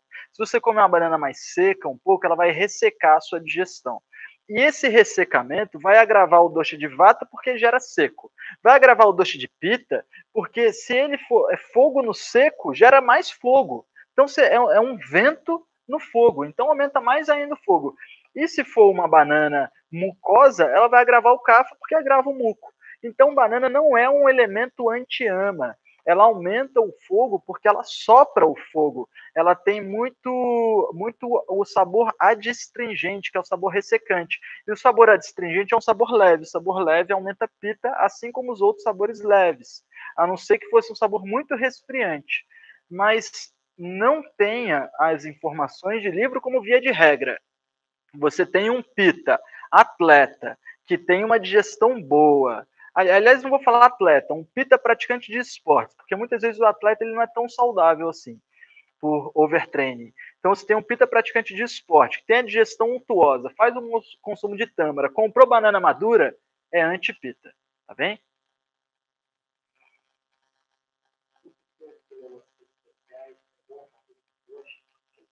Certo. O suco que eu ensinei nas redes sociais é bom para todos os doces? Ele é bom para todos os doces. Se você for pita agravado, ele vai aumentar a sua produção de sangue. Ele produz sangue com uma facilidade muito grande.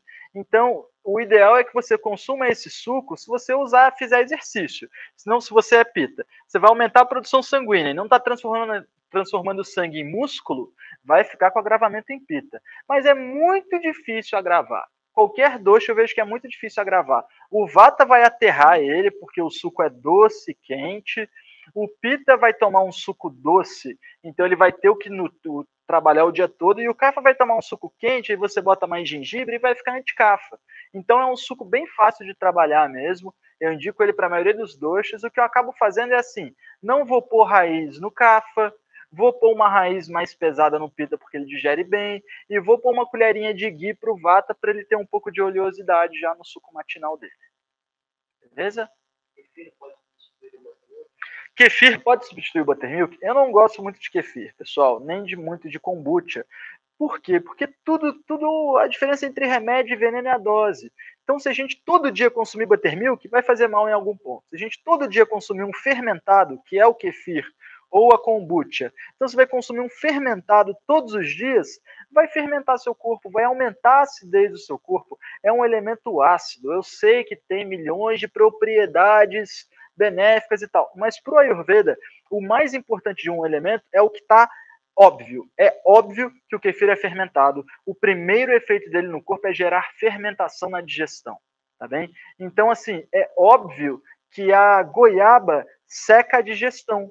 Então, quando a gente está com o intestino preso, a gente não come goiaba. A parada é que, como as coisas vão virando moda, eu consumo óleo de coco todo dia. Não é óbvio que o óleo de coco, em comparação ao azeite, por exemplo, é um óleo frio? Por que é óbvio? Porque na temperatura ambiente o óleo de coco é rígido e o azeite é líquido. Então esse é mais frio e esse é mais quente. Então no inverno é óbvio que você não vai consumir óleo de coco, você vai consumir azeite.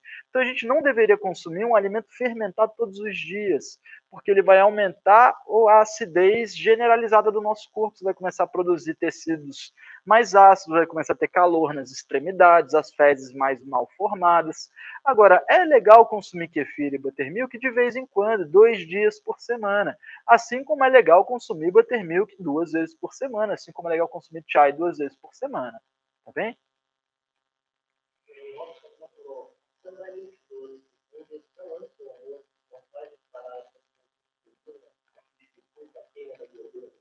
Certo. Esse vídeo de perda aguda de tecidos, ele explica bem que a digestão é um processo tridosha. Você tem que ter um muco para gerar uma lentidão digestiva, um bom ritmo digestivo. Senão o alimento vai passar rápido. Então tem que ter um muco. Tem que ter o espaço vazio para quando você comer, o alimento se misturar. Ele se mistura com o suco gástrico, que é do pita, e com o muco, que é do kapha. Então a digestão precisa de espaço vazio, muco digestivo e suco gástrico. Se o camarada já tem a tendência a ser diabético, não necessariamente a ser diabético, mas a ter a insulina alta, porque a diabetes ela tem muitas fontes. Então vamos dizer assim, se o cara já tem muito kapha no corpo, não deve ingerir isso. Tá? Mas existem muitas pessoas, eu estou para encontrar uma pessoa agora para começar o tratamento dela, que tem diabetes, mas ela não veio por um acúmulo de kapha. Não é porque a pessoa comeu gordura e açúcar que ela ficou diabética. Ela ficou diabética porque ela está com excesso de pita. Ela está com excesso de acidez no sistema. Esse excesso de acidez leva a uma displasia, a uma má função das glândulas e dos órgãos. É como se eu falasse assim, que tem tanta acidez. O que a acidez faz? A acidez ela gera exfoliação. E ela vai ali acidificando, que eventualmente aquele barato ficou assim, cansei. Então é mais ou menos a diferença que tem entre uma abobrinha, que é firme e rígida, e um tomate que já é mais molengo e cansado. A abobrinha é astringente e com tônus, enquanto que o tomate já é mole e mucoso. Então, quando o excesso de acidez impera num pita, o sabor doce até gera um tônus ali. E aí a tâmara tem um bom uso. Agora, se o camarada tem excesso de kapha, não é indicado mesmo que a gente faça o consumo de tâmara antes das refeições. Tá bom?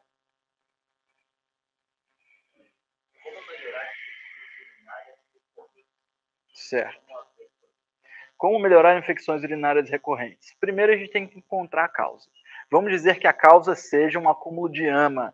Então a gente vai ver que a língua está sempre amarela, está sempre com toxina. Então a gente vai começar a tomar água morna, tomar suco morno, aumentar o uso de especiarias para digerir a toxina. Se a causa for um acúmulo de pita, então a língua está mais vermelha, as unhas são vermelhas, as mãos são quentes, a urina é mais amarela, então a gente precisa, por exemplo, utilizar o tribulus terrestre ou o coentro. O coentro é um grande remédio para infecção urinária, você toma chá constante de coentro, só que aí o coentro ele vai virar sangue. Se você quiser que ele vire antídoto para o tecido urinário, toma coentro com cavalinha, tá? Coentro com cavalinha ou com cabelo de milho.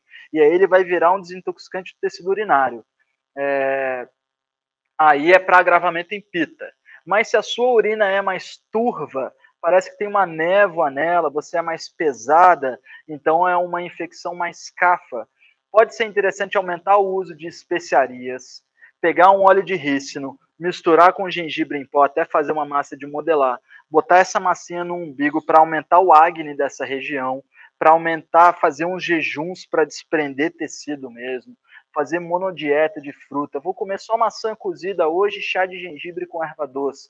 Então, assim, cada caso é um caso. Eu realmente gosto de estudar bem a pessoa para ser certeiro, porque certeiro é uma vez que você trata e não volta mais. Mas, em geral, eu vejo que as infecções urinárias são um acúmulo de pita com ama. Então, chás de gengibre com coentro e cavalinha tendem a ser muito bons. Às vezes, banho de assento, se for uma infecção muito forte, banho de assento com barba-timão. Se não for muito forte, banho de assento com decocto de camomila. Decocto de camomila significa redução do chá, até o chá ficar concentrado. Aí pode fazer o banho de assento mesmo.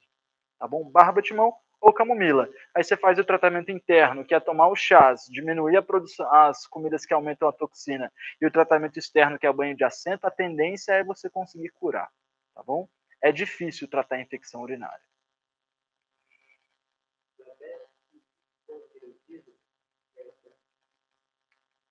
Cada um é uma coisa, tudo tem. Tá, beleza, desculpe.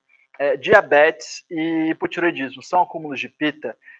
Depende muito. Então a gente vê que o chakra expressivo, que é onde se encontra a tireoide, é sim afetado por excesso de acidez, é afetado por excesso de ressecamento.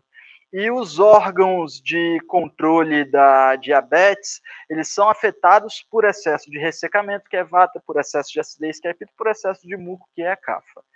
Tudo depende muito. Eu acredito que quem está perguntando, se for o que eu estou pensando, está mais ligado ao acúmulo de pita mesmo. Esse acúmulo de pita vem por uma rigidez muito grande, um perfeccionismo muito grande, uma busca por assertividade.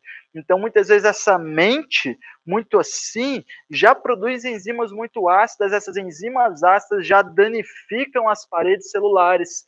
E aí, na hora que chega para produzir uma boa insulina, uma boa transmissão do açúcar para sair do sistema plasmático, entrar no sangue, sair do sangue e entrar na célula, não funciona, porque as células estão em um meio tamásico, em um meio que não há muita inteligência. Então a gente tem que restaurar a inteligência celular. Aí, se a gente começa a ir para o buttermilk,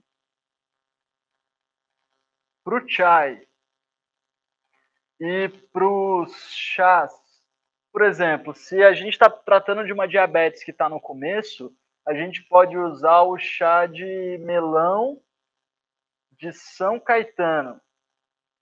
Esse chá ele é um substituto para a insulina, basicamente. Ele vai ajudar o seu corpo a transmitir o açúcar para o lugar certo. Mas se estiver fazendo consumo de insulina, não pode, porque aí vai ser o dobro, tá? Então tem sempre o que fazer, mas é realmente importante que a gente construa um diagnóstico preciso. Como seria uma alimentação Uma alimentação para CAFA, né? De CAFA para diverticulite. Beleza. Então, como seria uma alimentação de CAFA para diverticulite? Se não for essa exatamente a pergunta, pode refazer que meu amigo me avisa. Mas pelo que eu entendi, é um indivíduo que é CAFA, ou seja, ele está gordo e tem diverticulite. Diverticulite é o seu intestino. Aí você manda um alimento para cá, esse alimento começa a gerar um processo inflamatório, essa inflamação gera uma bolsinha aqui. Aí essa bolsinha sempre agrega alimento. Então essa bolsinha tende a inflamar. Isso aqui dói pra caramba. Eu nunca tive, mas o pessoal fala que dói muito. Então, a diverticulite para o CAFA, primeiro vai ter que fazer uma dieta com especiarias para tirar essa inflamação do divertículo. Tá? Diverticulite é a inflamação no intestino. Então, você tem que tirar aquele divertículo. Não adianta fazer o uso de pimenta forte, tem que fazer o uso de pimenta mais leve. Gengibre, erva doce, cominho e louro, por exemplo, tipo a termogênese leve. Não adianta ir para pimenta preta que acaba com o indivíduo, não adianta consumir sementes, que as sementes entram ali. Vai para uma dieta mais líquida, com mais sabor amargo, com mais sabor adstringente para ressecar esse excesso de muco. Pode fazer, se tiver disposto a isso, uma limpeza intestinal com chás específicos. Aí eu não vou entrar nisso aqui por uma live, mas tem umas receitas muito boas para já tratar essa parte baixa. Cortar a maioria dos alimentos gordurosos, mucosos, ácidos, enlatados, embutidos, comida de geladeira, comida de ontem. A gente tem que entender que o processo de adoecimento significa agregar tecidos que não pertencem àquele meio, naquele meio. E o que levou você a agregar aquelas coisas foi o seu estilo de vida, os seus pensamentos, a sua alimentação, a sua rotina diária. Se você mantiver a mesma alimentação, o mesmo estilo de vida, o mesmo pensamento, a mesma rotina diária, você não vai se livrar da doença. O Ayurveda não vai chegar com uma pílula mágica e dizer que é assim que você se livra. Ele precisa de um processo, e esse processo envolve autoconhecimento e mudança das rotinas. Tá bom? Então a gente precisa realmente entender esse processo para agir ali, mas geralmente é uma dieta sem gordura, com a receita do buttermilk, que aí a gente bota um pouco de gengibre, a receita do chai, que acho que a gente ainda não postou, mas vai postar essa semana, a receita, aí seria um chai vegano, a receita do de tudo que seja mais para metabolizar mesmo, mas não pode ser pesado para o CAF, tá bom? Pessoal, não vou fazer mais muitas respostas, tá? Que eu tô meio cansado. Meus amigos estão, acho que, me mostrando que tem um monte ali para fazer ainda. Duas, vamos lá. Três. Tá. Quais seriam as indicações para um diabético com 70 anos com características Pitta-Vata? Beleza. Quais seriam as indicações para um diabético de 70 anos com características Pitta-Vata? Quando a gente passa dos 50, a tendência é o ressecamento do corpo. Então você vai começando a secar os seus tecidos mesmo, e esse ressecamento vai levar ao agravamento de vata. E tudo que fica seco atrita mais, e o atrito gera calor, e isso leva ao agravamento de pita. Então o ideal é que ele aumente a lubrificação do corpo. Fazer o consumo mais da dieta anti-vata, que é papinha, cremezinho, coisas mais untuosas, mais pastosas. Fazer o consumo do chá de melão de São Caetano com gengibre e erva doce. Não consumir pão, não consumir as coisas agravantes de vata. Pão, café, excesso de salada, chás amargos, essas coisas não vão ser boas nesse momento. Chás depurativos leves do sangue, dente de leão, melão de São Caetano, erva doce, louro, depurativos leves do sangue, tá? Então é assim, é uma dieta mais dietinha anti-vata mesmo, porque não dá para você fazer uma dieta anti-pita, ou seja, uma dieta mais fria um pouco depois que o corpo já começa a secar. Às vezes você vê o cara tá assim, nossa, estou todo vermelho, estou todo pita, mas aí você vê que é um excesso de atrito. Esse excesso de atrito acontece porque o corpo está seco. E aí, ou seja, é um excesso de pita que aconteceu por um excesso de vata. Então você tem que tratar primeiro o vata, para depois você parar o atrito. Então, se você quer parar o atrito sem lubrificar, você não vai conseguir. Ah, não, vou esfriar o corpo. Mas o corpo já está seco, você não deve esfriar um corpo seco. Você tem que untar um corpo seco e aí o atrito vai parar. Pode ser que seja esse o caso, tá bom? Aí você tem a massagem tradicional do Ayurveda, que é chamada Abhyanga, com óleo de semente de uva, por exemplo, já é um grande antídoto, tá bom? Porque é um óleo antiácido, cheio de antirradicais livres, e ele vai untar o dosha de vata. Mais duas perguntas. Beleza. Fibromialgia. Como melhora o meu vata? Em geral, a fibromialgia é uma doença muscular que acontece, em geral, por um acúmulo de acidez no sangue. E essa acidez geralmente vem por processos acidificantes generalizados. Então pode ser um pita que come muita pimenta e toma muito vinho, mas pode ser também um vata que está constipado. E aí essa constipação gerou a reabsorção das fezes, aí o sangue fica enfesado, cheio de radical livre, e fica tanto tempo no sangue que vai para os músculos. Aí os músculos ficam com essa acidez. Então, não necessariamente é vata, como você disse, né? Como controlar uma psoríase, como cuidar do meu vata. Não necessariamente a psoríase é vata. Se a psoríase é vata, significa que ela veio de constipação. Então, tem que fazer o intestino funcionar. Aquela receita do óleo de rícino com gengibre em pó, mistura os dois até fazer uma massinha de modelar, recheia o umbigo com isso, tapa com esparadrapo microporo todas as noites antes de dormir.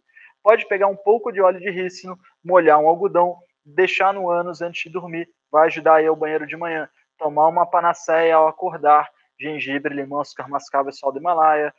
Fluidificar as toxinas dos seus músculos, buttermilk, chai, panaceia, chás desacidificantes, chá de coentro, chá de pariparoba, chá de dente de leão, tudo isso para desacidificar, tá bom?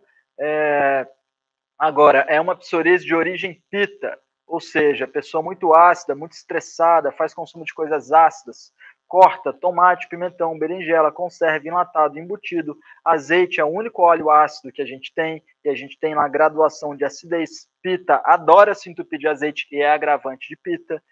Então corta tudo que seja álcool, todos os agravantes de pita.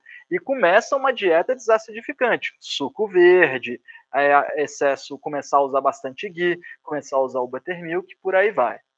Tá bem? Última pergunta? Do Robério, meu grande amigo de Salvador. Vamos lá, Robério.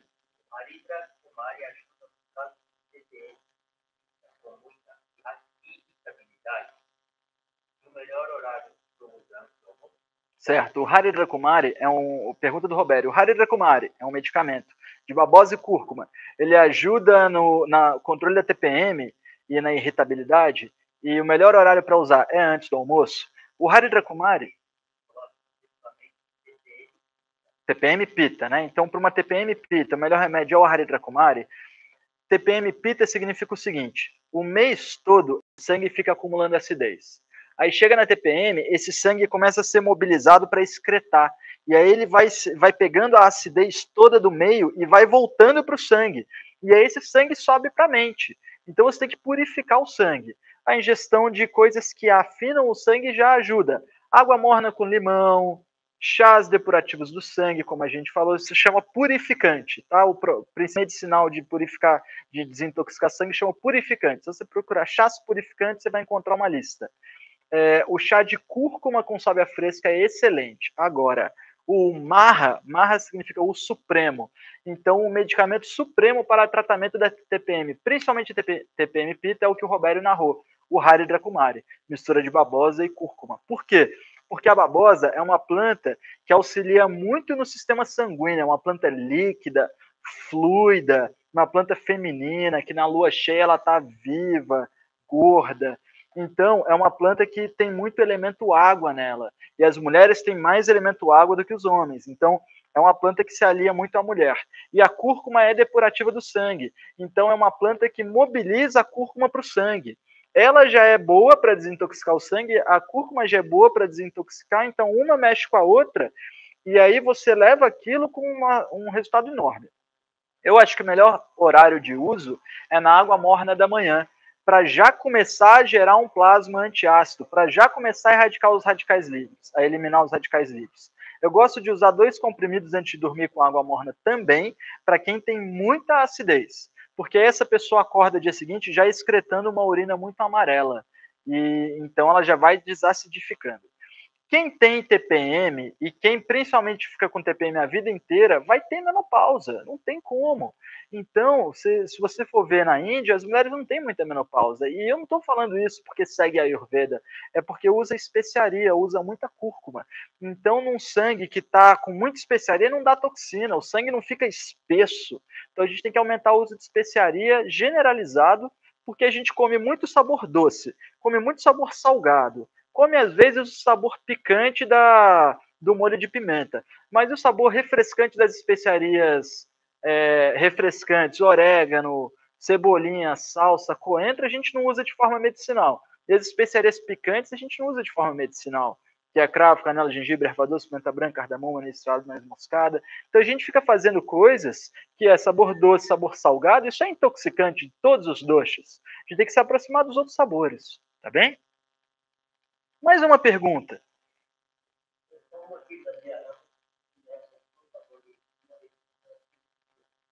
Beleza. Pedido da Bia, leitura para principiantes.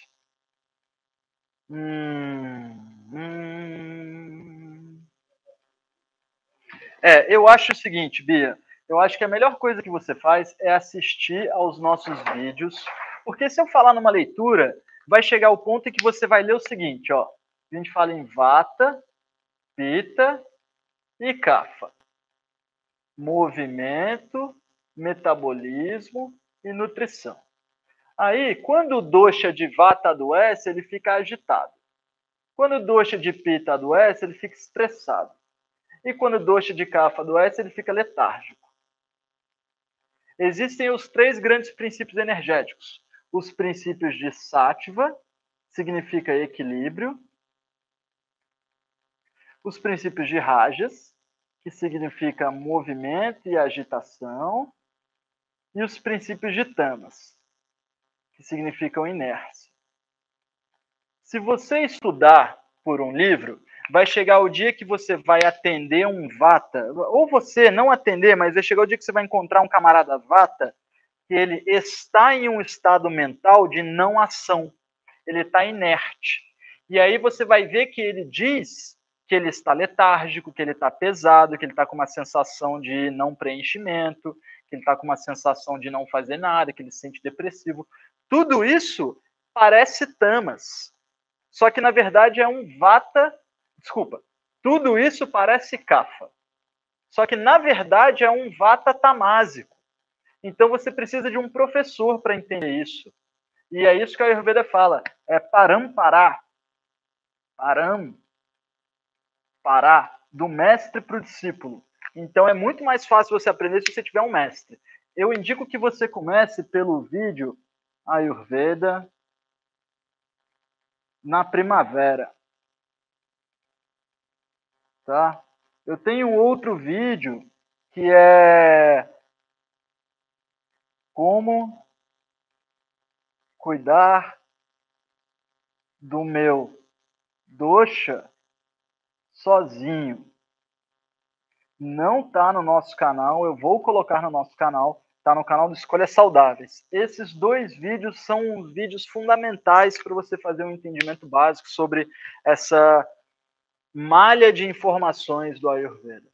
Tá bem? Acho que é isso, né, pessoal? Deve ser umas 10 horas já. Tá bem, pessoal, olha só. Inscrevam-se no canal do YouTube, inscrevam-se no nosso Instagram, no nosso Facebook. Quem tiver interessado em fazer o curso de culinária, a gente está abrindo as vendas amanhã. Podem deixar o e-mail de vocês. Tem um grande amigo nosso, que é o Felipe Marques, que ele está fazendo... Ele fez um vídeo comigo semana passada e ele tem um público muito grande. A gente tinha escolhido abrir o carrinho do curso de culinária só mês que vem, depois do carnaval. Mas aí, como o camarada vai abrir um grande vídeo para o público dele amanhã, a gente vai abrir o nosso curso de novo. Tem bastante gente na fila de espera. Fica, então, a nossa mensagem para a próxima live. Quinta-feira após carnaval. Para quem está no curso de culinária online, na próxima terça, às 8 da noite, a gente tem uma live. Muito obrigado pelos acessos. A gente vai colocar cada vez mais vídeo. Eu estou fazendo um ao vivo todo dia, por volta de 12:30, 1 da tarde no Instagram. E é isso, galera. Estou gostando muito do engajamento do pessoal no online. A gente está muito contente. E vamos que vamos. Obrigado pela presença de todos. Valeu, pessoal. Namastê. Bom descanso a todos. Vocês consigam absorver tudo que foi dito.